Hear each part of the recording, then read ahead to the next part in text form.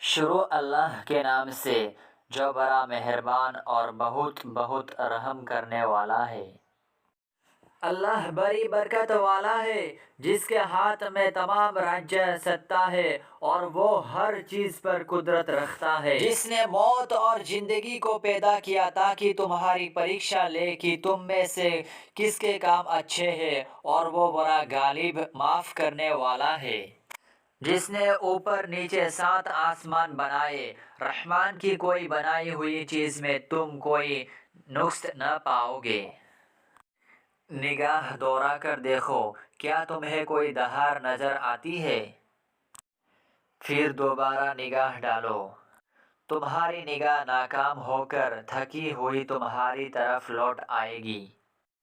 ہم نے دنیا والے آسمان کو چرنگوں سے سجایا اور وہاں سے شیطان پر پتھراؤ کا انتظام رکھا، اور ہم نے ان کے لیے دہکتی آگ کا عذاب تیار کر رکھا ہے۔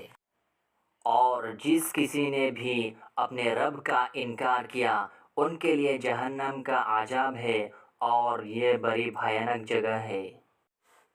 جب اس میں ڈالے جائیں گے تو اس کے دہاڑنے سے زور شور کی آوازیں سننے اور وہ بہت ٹھاٹھیں مارتی ہوں گی۔ انہیں ایسا لگے گا کہ مارو جوش کے جہنم پھٹ پڑے گی۔ جب بھی کوئی فوج اس میں ڈالی جائیں گی تو جہنم کے ادھیکاری ان سے پوچھیں گے، کیا تمہارے پاس اس عذاب سے ڈرانے والا کوئی آیا نہ تھا؟ جواب میں وہ کہیں گے، ہاں کیوں نہیں، ڈرانے والے تو آئے تھے، لیکن ہم نے ان کی گھوষنا کو جھٹلایا، اور ہم نے ان سے کہا تھا کہ اللہ نے ایسا کوئی خبر نہیں اتاری۔ کچھ نہیں، تم خود بڑی گمراہی میں پڑ گئے ہو۔ بڑے افسوس کے ساتھ اقرار کر لیں گے کہ کاش ہم نے ان کا سندیش ٹھیک سے سنا ہوتا اور سمجھا ہوتا تو آج آگ میں رہنے والوں کے ساتھ ہمیں آنا نہ پڑتا۔ وہاں پر وہ اپنے گناہوں کی شکایت کریں گے، وہ آگ میں داخل ہونے والوں پر لعنت کی مار ہے۔ بے شک جو لوگ اپنے پالنہار سے بن دیکھ ڈرتے ہیں ان کے لیے شمع اور بہت بڑا بدلہ ہے۔ تم چاہے اپنی بات چھپا کر کہو یا ظاہر کر دو، ہر حال میں وہ سینوں کے چھپے بھید بھی جانتے ہیں۔ کیا جس نے پیدا کیا وہ نہ جانے گا؟ وہ تو بڑا سوشم درشی اور خبر رکھنے والا ہے۔ وہی ہے جس نے زمین کو نرم کر کے تمہارے کام میں لگا دیا تاکہ اس کے راستے پر چل پھر سکو اور اس سے پراپت ان سامگری میں سے کھا سکو، اور یاد رکھو کہ اسی کے پاس لوٹ کر تمہیں جانا ہے۔ کیا تم آسمان والے سے نڈر ہو گئے کہ وہ یدی تمہیں زمین میں دھسا دے اور زمین اگر اچانک کانپنے لگے تب تمہارا کیا حال ہوگا؟ کیا تم آسمان والے سے نڈر ہو گئے کہ وہ یدی تم پر پتھروں کی بارش کرے تب تمہارا کیا حال بنے گا؟ پھر تمہیں جلد ہی معلوم ہو جائے گا کہ میری سزا کیسی ہے۔ ان سے پہلے کے لوگ بھی ہماری بات کو جھٹلا چکے تھے، انہیں معلوم ہو گیا کہ میری ناراضگی کا کیا نتیجہ نکلا۔ کیا انہوں نے اوپر اڑتے ہوئے پرندوں کو نہیں دیکھا جو کبھی قطار بند کر بھی اڑتے ہیں، پیروں کو کھولتے سکیڑتے ہیں؟ رحمان کے علاوہ انہیں کوئی تھام نہیں سکتا، بے شک وہ ہر چیز کو بھلی بھتی دیکھتا ہے۔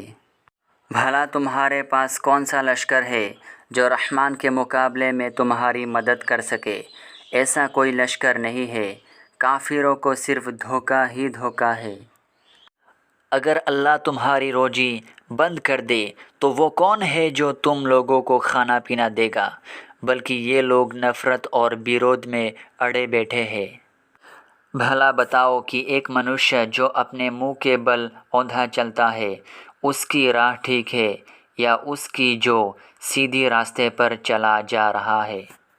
آپ کہہ دو، اسی نے تمہیں پیدا کیا، تمہیں کان، آنکھ اور دل پردان کیے، پھر بھی تم نے اللہ کا بہت کم شکر مانا۔